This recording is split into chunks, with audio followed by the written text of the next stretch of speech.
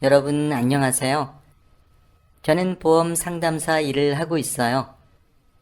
결혼한 지 벌써 5년이 넘어가네요. 제 남편은 소아과 닥터고요. 나름 엘리트라고나 할까? 저를 아주 사랑한답니다. 저는 결혼 후 바로 시댁에 들어가 살기 시작했어요.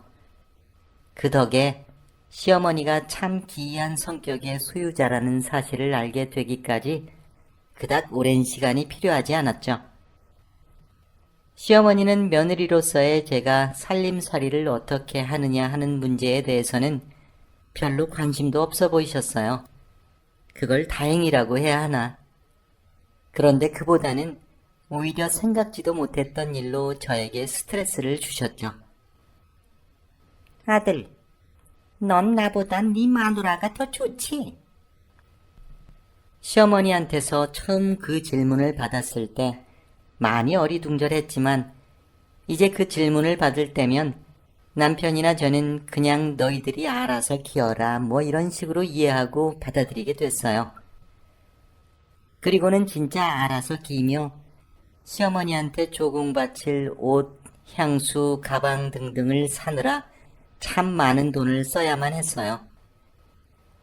그렇게 5년을 넘게 살다 보니 이제는 시어머니 입에서 그 말이 나올 때마다 정말 노이로제 걸린 것 마냥 멘붕이 올 지경이었어요. 더 황당한 건 남편이 시어머니께 사다 바쳐야 하는 것들은 사실 남편이 기념일마다 저에게 선물해 준 것을 가리키는 것이었고 시어머니한테도 남편이 저한테 준 것과 반드시 똑같은 것을 갖다 바쳐야만 했어요. 쟤만 주고 난 안 주니? 아, 나 같은 늙은이는 명품 시계니 뭐니 그딴 거 차면 안 된다 이거지? 남편은 집안이 쓸데없는 분란에 휩싸이는 걸 극도로 싫어했어요. 그러다 보니 결국 시어머니의 요구를 다 들어드리곤 했어요. 한 번은 영국에 사는 남편의 절친이 한국에 잠시 들르면서 저한테 시계 하나를 선물해 주었어요. 아니나 다를까 그걸 본 시어머니가 그냥 지나칠 리가 만무했죠. 남편에게 제 것과 똑같은 걸 사내라고 틈만 나면 남편 뒤를 졸졸 따라다니며 보채기 시작하셨어요. 견디다 못한 남편이 제가 선물 받은 것과 똑같은 정품 시계를 파는 곳을 수소문에 찾아냈어요. 그런데 알고 보니 누가 절친 아니랄까봐 남편 절친이 저한테 선물한 그 시계가 정말 엄청나게 비싼 시계였지 뭐예요. 남편과 저는 심각한 고민에 빠지고 말았죠. 고심고심 끝에 하는 수 없이 저는 제가 차고 있던 시계를 풀어 남편한테 건네며 내가 포기할 테니 그냥 이거 갖다가 어머니 드리라고 했어요.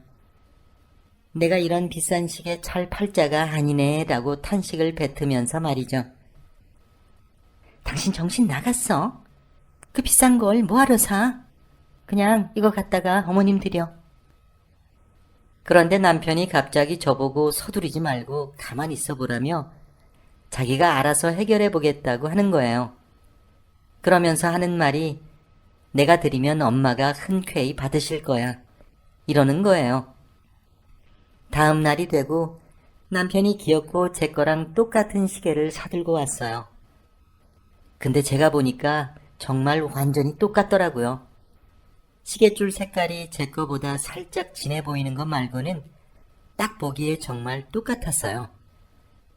저는 그냥 줄 색깔이 여러 종류가 있나 보다 하고 똑같은 거 구해온 게 어디냐며 시계줄찜이야 하며 대수롭지 않게 여기고 넘어갔죠. 그렇게 남편이 건넨 시계를 받아들고 시어머니는 좋아 죽겠다며 덩실덩실 춤을 추셨죠. 그 자리에서 바로 손목에 꿰차더니 친구한테 자랑해야 된다며 입이 귀에 걸린 채 당장 집을 나서셨어요. 그렇지 않아도 마침 친구들 만날 약속이 있다면서. 그리고 몇 시간 뒤 시어머니께서 집에 돌아오셨는데 그때부터 집안이 한바탕 난리가 나기 시작한 거예요. 시어머니께서 집에 들어오시자마자 손에 꼭 쥐고 있던 시계를 마룻바닥에 냅다 내팽개치니 시계가 그냥 박살이 나버렸어요. 그러더니 아글아글 쓰기 시작하시는데, 너희들이 감히 나한테 거짓말을 해? 나한테 짝퉁을 줘? 너희들 그러고도 무사할 줄 알았니? 죄송해요, 어머니. 진품이 너무 비싸서. 솔직히 어머니 시계 차실 일 별로 없으실 것 같아서 그랬습니다. 정말 죄송합니다. 이런 불효막심한 것들 같으니라고 내가 오늘 친구들 앞에서 얼마나 개망신을 당했는 줄 알아? 꼴도 보기 싫으니까 너희들 당장 이 집에서 나가. 내 눈앞에서 썩 꺼지라고. 그런데 이번엔 저도 속에서 은근히 부화가 났어요. 그리고 이제 더 이상 참아서는 안 되겠다라는 생각이 불현듯 들더라고요. 그래서 큰맘 먹고 시어머니한테 솔직한 심정을 털어놓았어요. 어머니, 저희가 어머니 명품 사다 드린다고 여태껏 돈 진짜 많이 썼어요. 어머니도 이제 더 이상 그런 거 사달라고 안 하셨으면 좋겠습니다.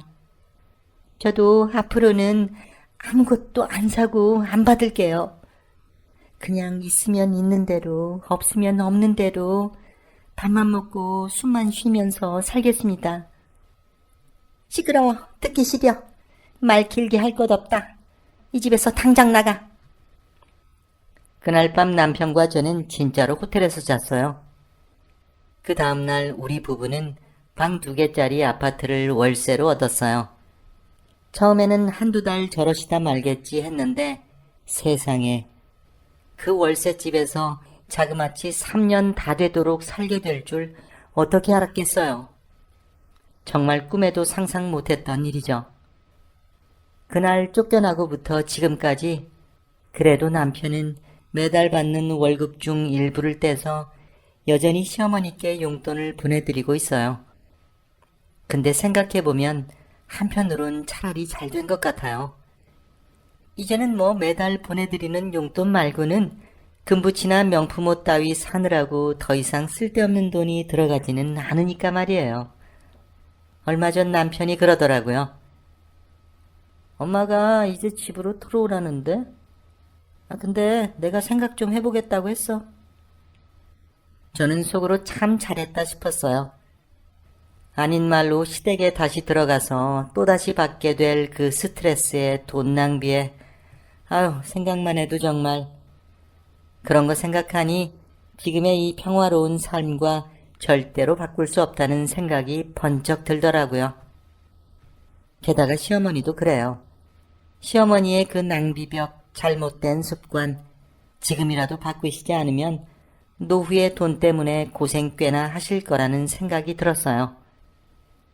그리고 그러다 보면 결국 우리한테도 그 여파가 미칠 게 뻔하니 차라리 이번 기회에 시어머니의 마인드를 아예 확실히 좀 바꿔드려야겠다라는 생각이 드네요. 그래야 시어머니도 편하고 넉넉한 노후를 보내실 수 있게 될 테니 말이에요.